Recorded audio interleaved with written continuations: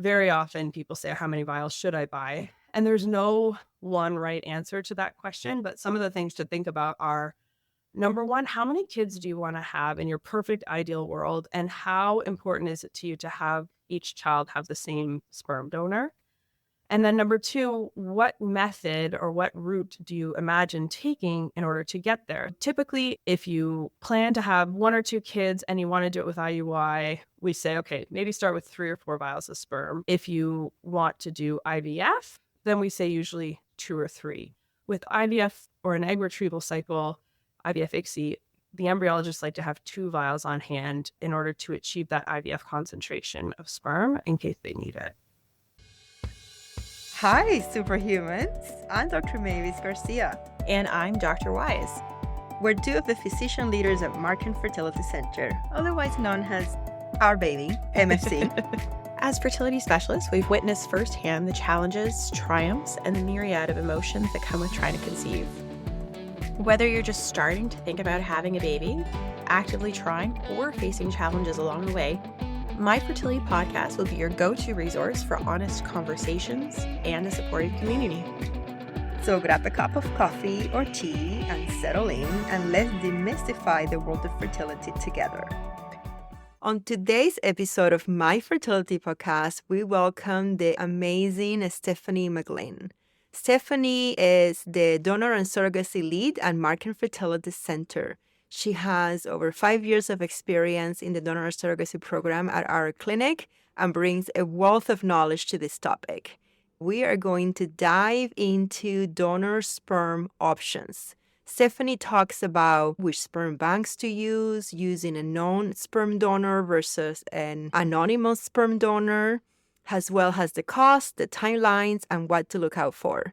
Thank you, Stefanie, for being here. Thank you for having me. I'm excited to be talking about donor sperm. It's certainly something that lots of our patients make use of, and I think having a resource for information will be really helpful for a lot of people. Now, Steph, you are our incredible encyclopedic person of all things donor and surrogacy here at MFC, and we're insanely lucky to have you on the podcast. I'm also insanely lucky just to have your office so close to mine, so I can just knock on the wall anytime I have a DNS-related question. I think where we should start is maybe just talking about the actual donor and surrogacy program here at MFC, because it's kind of a unique thing. For sure. So at MFC, the DNS program is basically myself and a couple other nurses and an admin team closely tied with our genetics team. And we work to support any person or family who have used a third party or plan to use a third party to build their family here at MFC. So whether it's donor egg, donor sperm, surrogate, maybe an embryo donor, frozen stuff from a bank, fresh stuff from somebody who donates here, we do it all. We support patients from all of the doctors, and we see them from when they walk through the door until they graduate off after their first trimester of pregnancy. And our job is sort of, I know you said we're an encyclopedia, but really, I think we're just a resource manual. Our job is to try and understand what is out there, where we can access the supports that we need, and then direct our patients to those things and help patients navigate the systems and know what to look for and what steps they should take when, because there is more to do in these journeys than without using a third party. And so we act as traffic directors to make sure that people get to the place that they need to be and that has the information and the resources that they need at the time that they need them. And then we support them through that journey once they get back here and start doing cycles. Why do you think it's important to have a donor and surrogacy program at a fertility clinic? I think that in order to do this job well, in order to be able to support patients well in third-party journeys, you really need to have dedicated people who are in it every day. And because there are endless nuances in these journeys, like there is no 2 stories that are exactly the same. There's lots of similarities, but there's none that are exactly the same.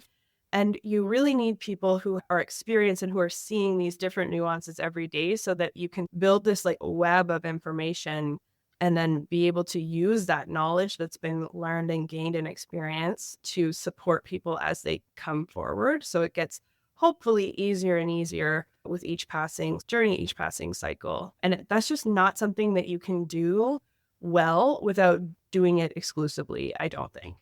I would agree with you entirely. Yes. Oh, absolutely. You kind of alluded to the nuances, the intricacies, or the added steps that are involved in donor and surrogacy. It's worth it just to talk about that a little bit. Why is it a little bit harder when it comes to third party? Why can't I just go and order some sperm and just do my insemination, for instance, right? And I think kind of boils down to the legal stuff, the Health Canada stuff, if you want to talk about that. There's two different main regulations to be concerned about when you're seeking third-party reproduction in a clinic. The first one is the Assisted Human Reproduction Act in Canada, which says a lot of things, but importantly, it says that you can't pay a person to provide you with their gametes or their uterus for surrogacy. And it provides some outlines around reimbursable expenses and things like that, that sort of regulates how a donor or a surrogate gets reimbursed for their contribution, but clearly states that they do not get paid to do that. And then the other one is the Safety of Sperm and Ova Regulations that came into force in February 2020. And that's the one that I spend a lot of time thinking about and reading about and manage here in the clinic. And that one dictates how donors are screened in terms of their infectious disease risk and their genetic disease risk. And there's very specific testing that must be done. There's very specific timelines for that testing and reasons why a donor would be excluded or accepted. And then it also talks about who can make use of particular donor gametes, where you can import from, all of the storage and handling of these gametes, the tracking and tracing. It's all really regimented. And so that's the big one that sort of gives us a challenge and is the reason why your clinic will say you can do this or you can't do that. It almost always will come back to that Safety of Sperm and Ova regulation. And I think it's important to point out these rules are there for safety, just like the name says, right? I think sometimes it can be seen a bit punitive or a bit like we're putting out barriers, but we have to follow the guidelines so we can be accredited with Health Canada. We had an inspection that came to Markham Fertility Centre and said that, yes, we are following all the policies, but it's also about safety. We want to make sure that the donors are properly screened, that you're not being exposed to any genetic disease or any infectious disease that you don't have to otherwise. Yeah, absolutely. And you're right. Sometimes it can feel like we're putting up barriers, but it really is mostly out of our control. And it's important that we be able to continue to offer this program. And if we started breaking Health Canada rules, then we certainly wouldn't be able to do that. All right, so now let's talk about sperm. Tell us about the different options for obtaining sperm if you are somebody that needs to get sperm in order to have their family. In Markham Fertility Centre, we can help patients to access a known sperm donor, directed sperm donor, or a regular process sperm donor, which is sperm from a bank. A known sperm donor is somebody who you know.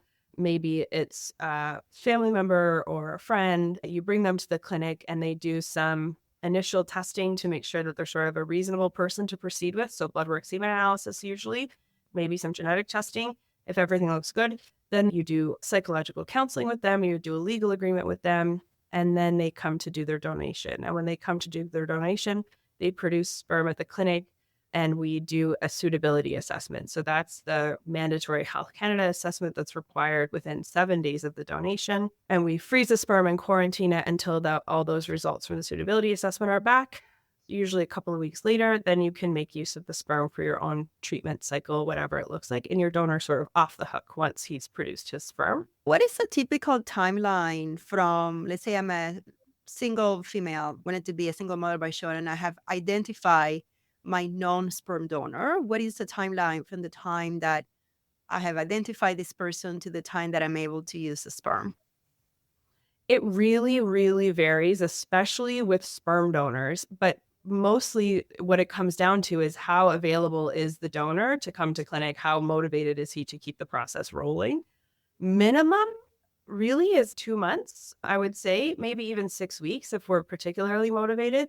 But usually these guys have busy labs and busy schedules and sometimes travel involved. So I would bank on between 3 and 4 months, depending on your donor, but it really varies just depending on when your donor can come for their appointments. Kind of going along that same scenario, let's say I have somebody in my life and I'm thinking about this person being the sperm donor. What makes a good sperm donor, or what should I be looking for? What should I be considering as I'm sort of going through my mental Rolodex of male friends?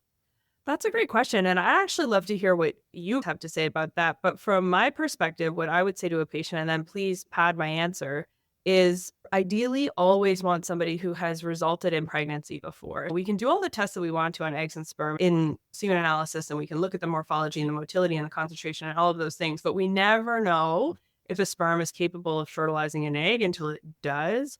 And so having somebody that's had previous pregnancies is something that we talk about quite a bit. And from a practical perspective, what is their availability to come to the clinic and how much of a barrier is that going to be? And then two, making sure that you're thinking about somebody who, if they're partnered, their partner is on board. Sometimes we lose track of that thread, but it is important that if the person is in a partnership or a family of his own, it really will be the whole family that needs to be on board and buy into the process. So thinking about that is important as well. We don't currently have an age limit that we talk about, but I'd love to hear from your perspective. Is there an age that you'd sort of think about staying under, and what else would you think about? We know that there is a relationship between the age of the sperm provider and the health of the future pregnancy. It's not as strongly correlated as it is with women, where we know that it's very difficult to conceive after age 43. But for men, I would say about age 50, 55 being the maximum. I think after that, there is increased risk of DNA damage and other issues associated with the health of the baby. And other criteria would be the same lifestyle things that we talk about for men. We want ideally somebody who's a non-smoker, somebody who doesn't drink heavy amounts of alcohol, somebody who doesn't use drugs routinely. Those are the things I would think of. With our sperm donors that I've seen in clinic, it seems to be more common with sperm than with eggs, that somebody might choose a donor and that donor might commit to making some lifestyle changes for 3 months and then coming and doing their testing for things like testosterone use or drinking or smoking, those kinds of things. So don't write that person off in your life if that person exists. I have seen several times where sperm donors have made changes, committed to them for 3 months, and then come in and still been able to successfully donate. That is true. Another thing that we've sort of alluded to, but that I think it's worth stating out loud, is that we can work with somebody even if they aren't in the same province, even if they aren't in the same country. That doesn't necessarily have to be somebody in Ontario, let's say, who has an OHIP card. And I think that that is something that people don't necessarily realize, that because it's a healthcare OHIP funded thing that you're limited by that, but you're really not. Again, it might be a little bit more difficult to get that initial testing done for that person to arrange a semen analysis, let's say if they're in a different country. And then you have to consider like travel costs and the time associated with that, but it's absolutely possible. People often ask, like, how many times is the donor actually going to have to be here? And the answer really is just for the donation. We can usually do everything else from wherever they are, but they have to be motivated and have a healthcare practitioner local to them who will do the ordering. And usually those cycles take longer because typically the appointments take longer to get coordinated elsewhere. And we need the reports in English. Ideally, sometimes that's a bit of a barrier, but usually those are things that we can work around. And then you always have the option, if it's too difficult to arrange screening wherever your donor is, they can always fly here, do the testing, return home, wait for the results to come back, the doctor's appointment's illegal, everything, and then come back for donation. That's something that sometimes people choose to do as well. Mm-hmm. And you mentioned legal, but we haven't really talked about it. So can you elaborate on the legal aspect, the legal contract? For sure. So there's sort of 4 silos to think about in these directed donor. There's the medical screening, which we've talked about, genetic screening, which we will help coordinate and we can talk about in the future if needed. And then a legal agreement is another one. So this is a mandatory part of the process in our clinic. Each intended parent, family, and donor, plus or minus their family, as applicable, will complete a legal agreement prior to completing their donation. And that legal agreement really is key in making sure that everybody is clear on who owns these gametes, who's responsible for the embryos going forward, and then any resultant children as well. And those legal agreements can be done with any lawyer that you're comfortable with, but we do have a list of lawyers that we recommend who we know to be really familiar with this fertility law in Ontario and in Canada. And then the 4th thing, which is important to talk about, is the psychological counseling. Each family that participates in a third-party reproductive program will do 1 mandatory session of psychological counseling where you speak with a counselor who's familiar with third-party reproduction, about all of the implications of introducing a donor into your family. They talk through things like how to talk to your support network, your friends and family about using a donor, how to talk to your kids about using a donor, what are your thoughts and feelings, and if it's a couple, how are they working together around their thoughts and feelings about this donor. And it's a session that often people push back about. They feel like they don't maybe need this, or they don't understand why they have to do it, and other sort of regular fertility journeys don't require this kind of counseling. And that's very fair, but it's important to know that I think everybody that I've ever sent to these sessions comes back and says that it was really hugely a helpful session. And there are so many things to think about that they hadn't really been thinking about before. And typically, I've not seen it change any minds. It doesn't mean that you're going to do something different, but it just helps support you in the choices that you're making as you move through your donation process. It's also very important to know that it's not punitive for the intended parent. So it's not a pass-fail for the intended parent. There is a little bit of suitability assessment going on when they're talking to the donors or the surrogates themselves to make sure that they're psychologically in the place where they're making this decision with good information and from a safe psychological perspective. But with intended parents, it's really just meant to be a supportive session and not in any way pass fail or a grade on how they're going to parent, which sometimes is what people sort of think. It's also important to know that those sessions can often be covered by extended benefits. So if you have benefits through your workplace, it's really worth checking with your benefits provider to find out what type of mental health practitioners are covered. So there are social workers, there's psychotherapists, and there's psychologists that provide these sessions. And so knowing what you're covered by will help book the right session when the time comes. Thank you so much for that, for explaining the non-sperm donor process in detail. The last question that I have about the process is about the cost.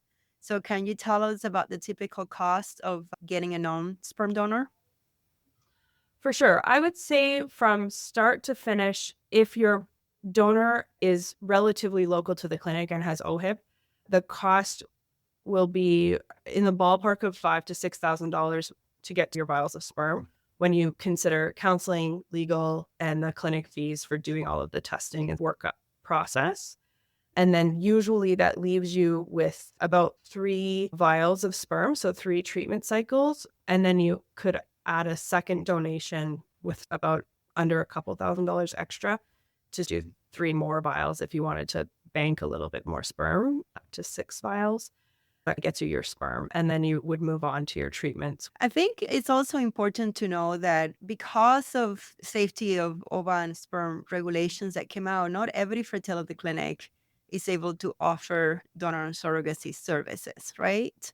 Especially with known donors. Most fertility clinics, I think, will work with bank sperm. That sort of seems to be like the gateway to third-party program. Most clinics will do sperm bank sperm. Known sperm is definitely something that you should talk about with your clinic before you get too far down that rabbit hole, because not many clinics offer that service as far as I understand it. Thanks so much for telling us all about using a known donor. I would venture to say that amongst my patients, or in my experience, it's probably the minority of patients are going to be using a known donor, and the vast majority are using sperm from a sperm bank. So let's delve into the world of sperm banks here.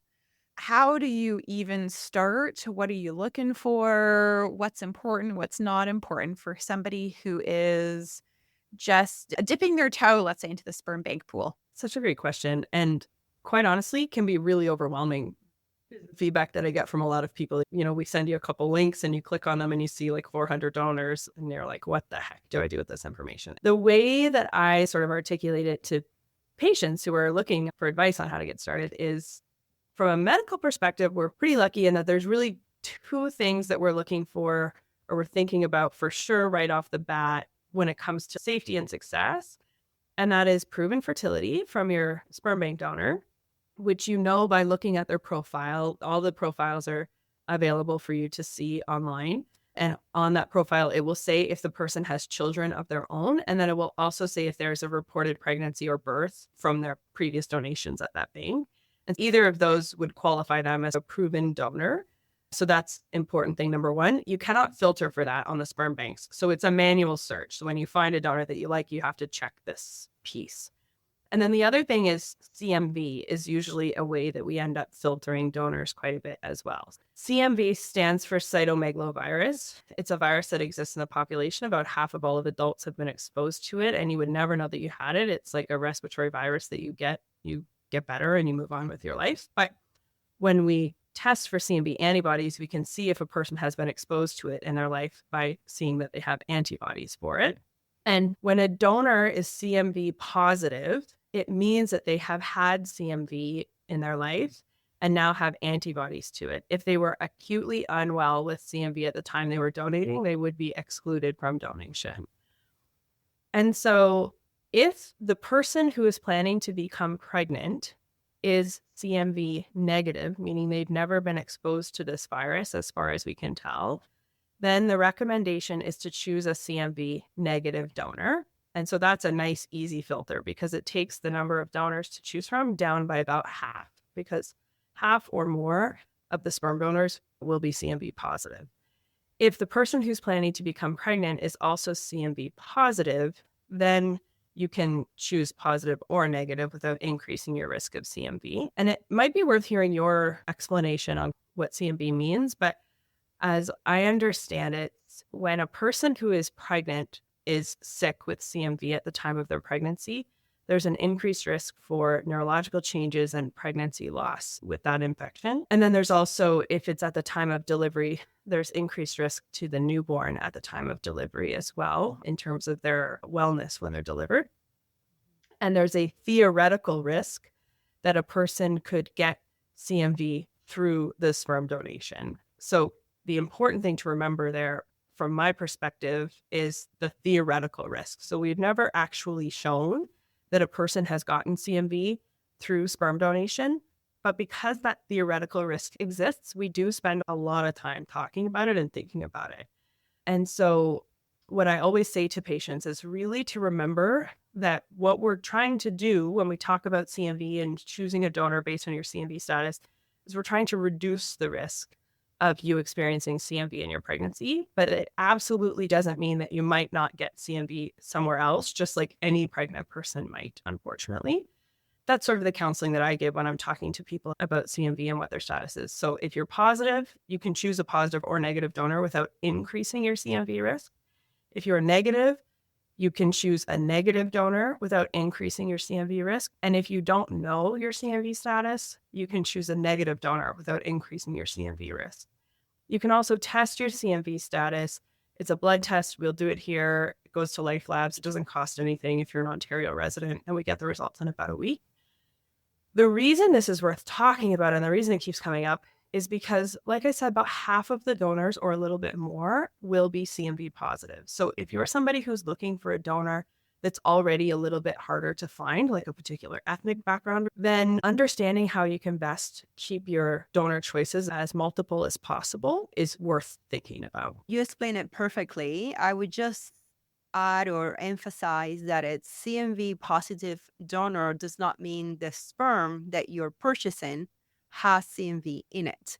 All it means is that the sperm producer at some point in the past was infected with CMV, cleared the CMV, and now the body has developed antibodies, which is why it is really a theoretical risk at best. It has never been shown, it has never been proven that you can get congenital CMV syndrome, which is the problem here. You getting CMV yourself if you're not pregnant, it's not a problem at all.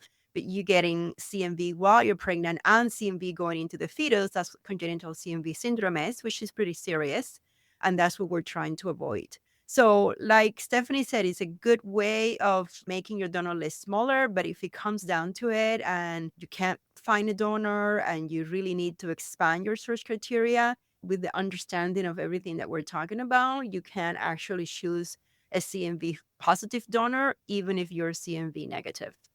That's a tough one. We burn a lot of oxygen talking about CMV. A lot of times patients are like, why are we? This feels so silly, but it's important that people are making informed decisions. Yes. And that's really what we're trying to accomplish. Absolutely. Yeah. So why don't you tell us, Steph, what is it like going through the website of the sperm bank? What kind of information is there on the profiles?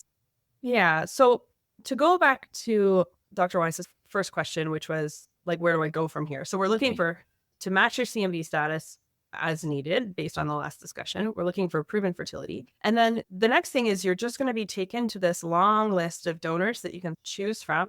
And there's going to be lots of information on that initial chart to choose from. There will be information right off the bat about height, weight, hair color, eye color, blood type, which doesn't matter in terms of choosing a donor. You can choose a donor of any blood type.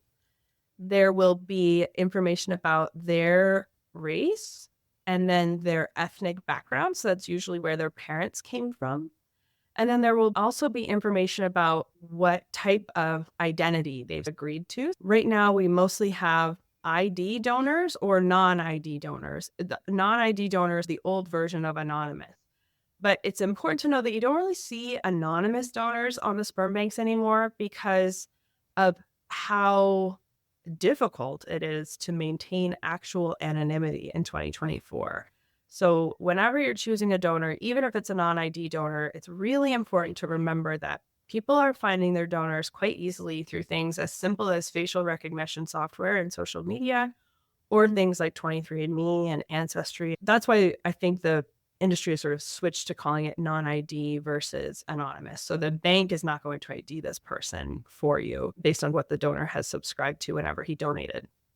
And then the ID donors, typically, they call these many different things. It might be identity options, it might be ID disclosure, ID graduate, open ID. All of these things are variations on the child who is born from this donation could contact the bank when they turn 18 and ask for information or potentially contact their donor. And that is always a one-way track. So the donor's not coming back to the child, but the child has the ability to go to the bank to get that information if they want to. Those are sort of the main things that you're going to see at the beginning. And usually you would scroll through, and I think mostly people either use what the person looks like or their ethnic background to decide who they want to explore more. And then you click view profile. On all these banks, except for one, you need to sign on yourself. So it's a free thing to do. You put in your email address, you make a password, and then you can log on and you can see these detailed profiles. You'll see photos of the donor, usually childhood photos, sometimes adult photos. You'll see written essays from them. You can usually listen to a clip of what they sound like. So they will be reading something and you'll hear the sound of their voice. You'll see their reported medical history, their reported family history. There's tons of information on these profiles. And you can look through that as much or as little as you want to and can tolerate. And it's important to know that very often people ask, how do I know that this is true? Like it's all self-reported. How do I know they're not just making this up? It's a really important question. And what I've been told by the banks is that when donors are kind of getting worked up, of course, they do all of the objective testing. So genetic testing and the infectious disease testing, the sperm tests that we've already talked about, those things are certainly true. They can't be manipulated because the banks are performing them. But the questionnaires and the information that the donor is providing is asked in a series of different questionnaires that are developed in such a way to ask the same question in multiple different ways to look for inconsistencies. And then if they find inconsistencies in those questionnaires, they would follow up with the donor and either clarify things or decide to exclude the person depending on what the situation was. When somebody is thinking about starting to look for a donor, how do you counsel people to start or how to think about how to make a choice?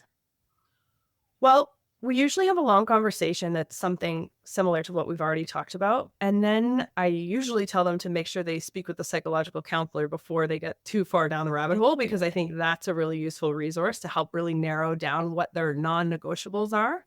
For most people, it really comes down to a connection to the profile. So it really is a matter of having patience, grabbing your partner if you have one, having a glass of wine handy, I think, and then going through the profiles and seeing who you connect with. The one thing that ends up being the limiting factor that we haven't talked about yet is the genetic testing of it all. Every donor who has been processed through a sperm bank will have had some amount of expanded carrier screening done. And that's the testing that we can do on a person to find out what conditions they might be a carrier of.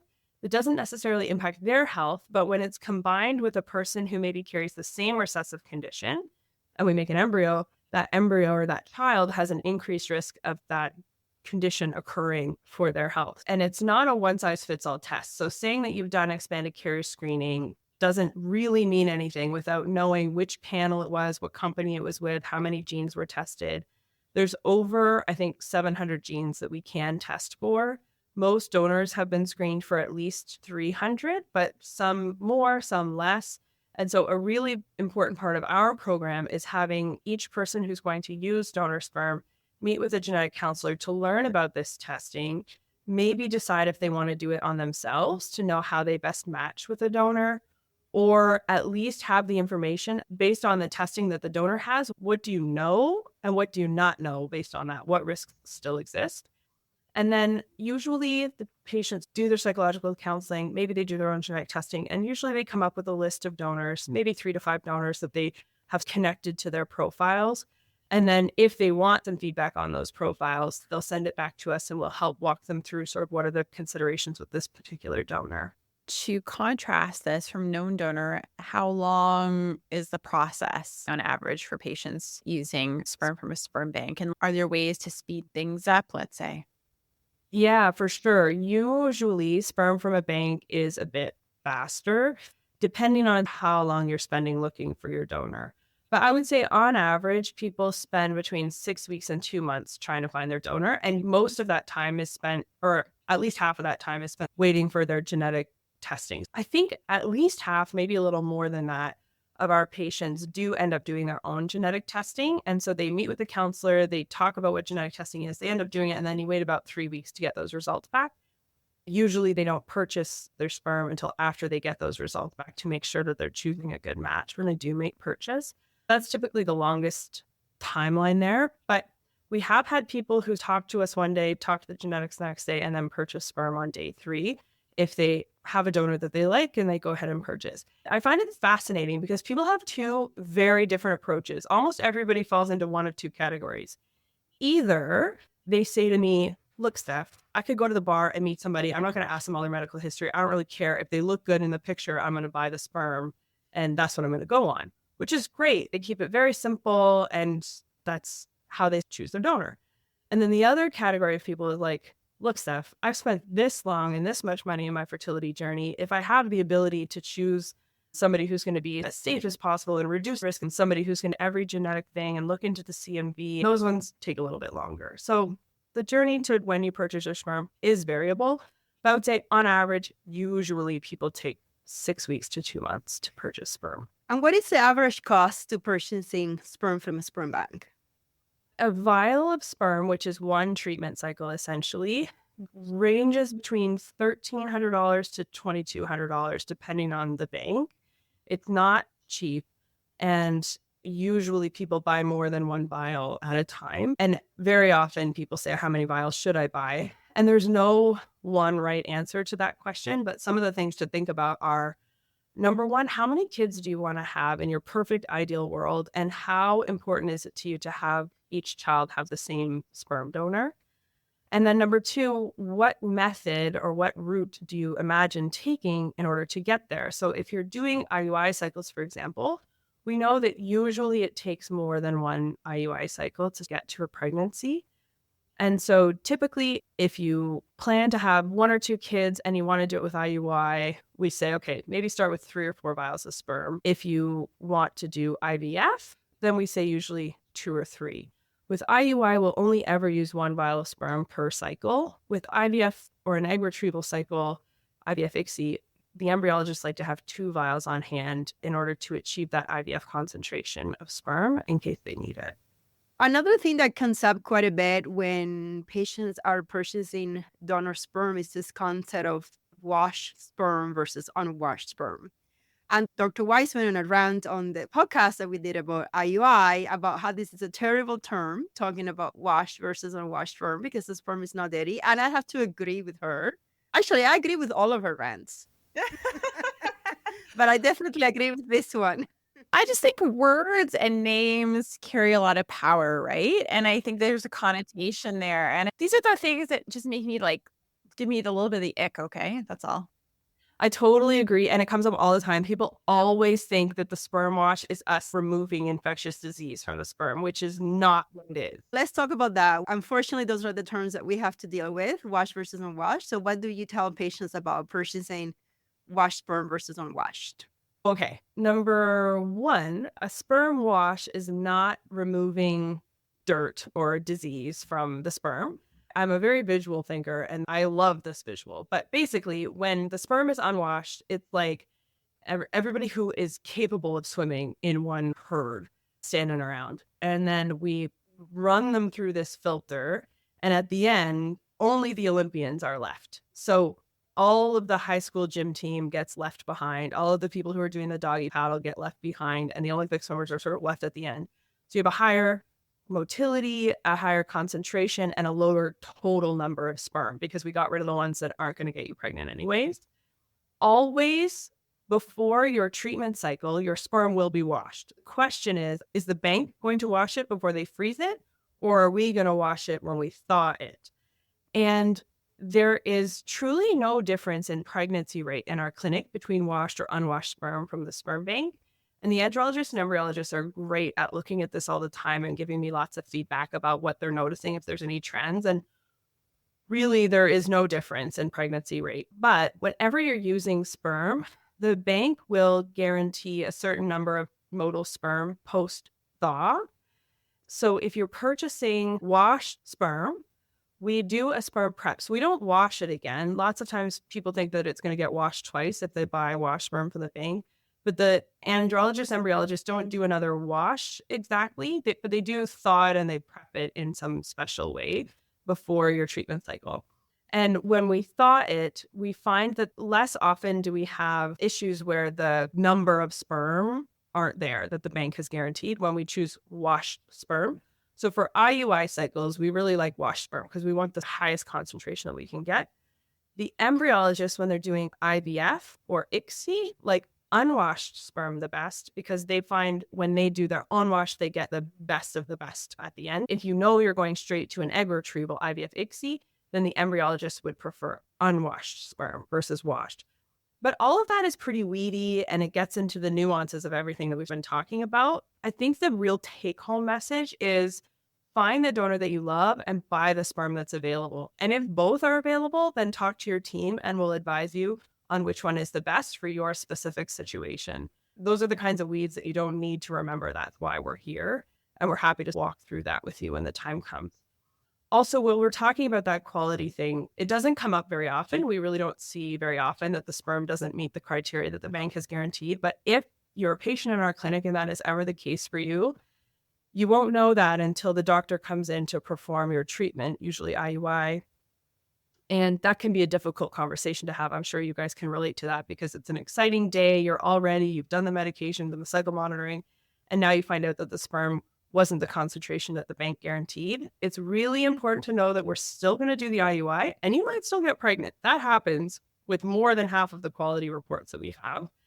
Don't lose hope. Definitely do it. And know that we're going to work the process with you. The andrologist fill out a form. We communicate with the bank and you get either a replacement file or your money back if your sperm hasn't met the guarantee that they had put out there. There's a process for that. It's not the case very often. Another question that comes out with my patients quite a bit is this concept of a single sperm provider providing sperm for multiple families so that there are many children conceived with the same sperm that could be living in a geographical area. And that, of course, raises the risk of them meeting in the future and potentially dating.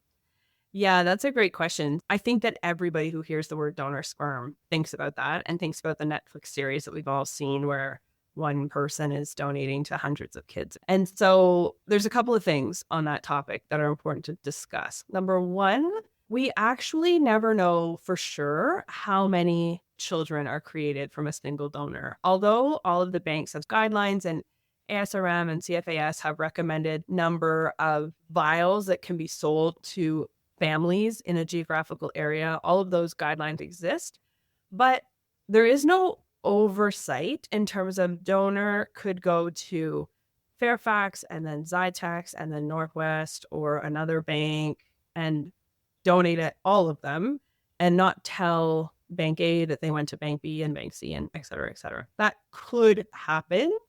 Hopefully it doesn't, but it certainly could. And so it's important to know that you never know for sure how many donor conceived siblings your child might have. which is another reason why it's so important to be open and honest with your child about the nature of their conception so that they're aware of this when they're out there in the world or choosing partners. And then the other thing is something that happened recently with the new safety regulations. For anybody who was looking for donor sperm, even just 5 years ago, would know that the cost has increased quite a lot on donor sperm vials over the last 5 years. And part of the reason for that is because they are collecting fewer vials of sperm from any one donor because they are trying to really get a better handle on how many donor-conceived children should be out there at an industry level. Cost per vial went up because there's fewer vials on the market for each donor. And then what patients agree to when they purchase sperm is to report back to the bank when they've had their child. The patient buys sperm from the bank, ships it to the clinic gets the person pregnant, the pregnant person goes on to their OB or the midwife to go and deliver their baby, and then it's up to the patient to report back to the bank. And you can see how that feedback loop definitely doesn't happen very often. So when I spoke to one of the major distributors recently, the thought was about 10% or less of the births are actually reported back. So even if the bank says there's been no reported pregnancies or birth, that doesn't mean for sure that there isn't a donor-conceived sibling for your child because of the way that that feedback loop works right now, that it really relies on the patient to go back to the bank. And some people are very diligent about that, and other people are, number one, just busy having their baby and don't think about it, or maybe just don't want to share that information, which, I can understand. So it is really important to be mindful and aware of the fact that there definitely could be more donor-conceived children out there, and you can help your child be prepared for that by talking to them about the nature of their conception early and often in a developmentally appropriate way. We've covered a lot of ground today. We've talked about a lot of different things. As someone who works with so many patients, what is the best piece of advice that you can give to patients who are considering donor sperm? There's two things that come to mind. The first one is when you're going to choose your sperm, maybe before you even go on to the sites, I think it's really important, if you are somebody who's partnered, to sit down with your partner and really get aligned in what you're looking for in a donor, and write maybe a wish list of things that you would like to see in your donor, and then star the things that are absolutely non-negotiable and try and keep those items to a few, maybe 2 or 3 at the most of non-negotiable items that you're looking for in a sperm donor. And then keep your wish list of all the things that you would like to have in a donor. But if they don't all exist, you can flex on them. I picture it like house hunting. There's things that you must have, and there's things that you would like to have, but you could live without. I think that going into it armed with that list that's aligned with your partner is really helpful. And then the other thing is, as you're going through these profiles, I think it's wonderful to be able to keep track of your thought process and some of the profiles that you liked and what you didn't. And then when you find the one that you love that you're going to purchase, print that profile, keep a hard copy, or at least save the PDF and write notes on it about how you came to this choice, why you chose this particular donor. And maybe that would be a great memento to share with your child one day if the time comes where it's appropriate to be able to chat with them about how you got here, how they came to be, and what kinds of things stood out to you on that profile. And that's an exercise that I heard from a psychological counselor that I thought was really insightful and a great way to bring your child into the fold when the time comes on sort of how they got started. Thank you so much, Stefanie. Dr. Weiss is right. You really are an encyclopedia when it comes to donor and surrogacy. And we're so grateful to have you here. I just want to say to our listeners, especially if you are a Markham Fertility Centre patient, I know this can be very overwhelming. There is a lot of things to consider, but just know that you're not alone. We don't expect you to be able to recite everything you heard in this podcast or to know the insights and outs and make these very life-changing decisions by yourself. The Donor Surrogacy Program, which is Stefanie and another one of our nurses, Carla, as well as the genetics and admin team, and your physicians, we're all here for you to help you make this decision. And we hold your hand as much as you need every step of the way. Know that we're here to help you achieve your dreams of a family in whichever way that happens to be the case for you. And that's a wrap for today's Superhumans. If you're looking to connect, get social with us. Follow us on YouTube and Instagram at My Fertility Podcast or visit us online at markhamfertility.com. And don't forget, follow, subscribe, and share your favorite episodes. Thanks for listening to My Fertility Podcast and for being a vital part of our community. We know you've got this. We're signing off until next Tuesday. If you found this episode of My Fertility Podcast helpful, please take a moment to head over to the review section and leave us your thoughts. Your reviews and comments are incredibly valuable to us and help guide future episodes. We also welcome you to direct your questions to info@myfertilitypodcast.com. My Fertility Podcast is produced by Rabbit Media Inc. in conjunction with Dr. Garcia and Dr. Weiss. Music from Mix Kit Raising Me Higher by Ajay Stelino. My Fertility Podcast is not intended to replace any type or variation thereof professional medical, health, or legal advice, nor should the content be taken as medical advice. Please contact your primary healthcare professional regarding any medical questions you may have. The information presented in this podcast is based on the knowledge and understanding of the host at the time of recording. Medical knowledge is constantly evolving, and new research may change the understanding of health-related topics. While we strive to provide accurate and up-to-date information, we do not guarantee the completeness, accuracy, or timeliness of the content. The views expressed in this podcast by guests are not those of the host or the management. This podcast is not intended to impose any type of discrimination. My Fertility Podcast and its management are not responsible for any losses, damages, or liabilities that may arise from the use of this podcast.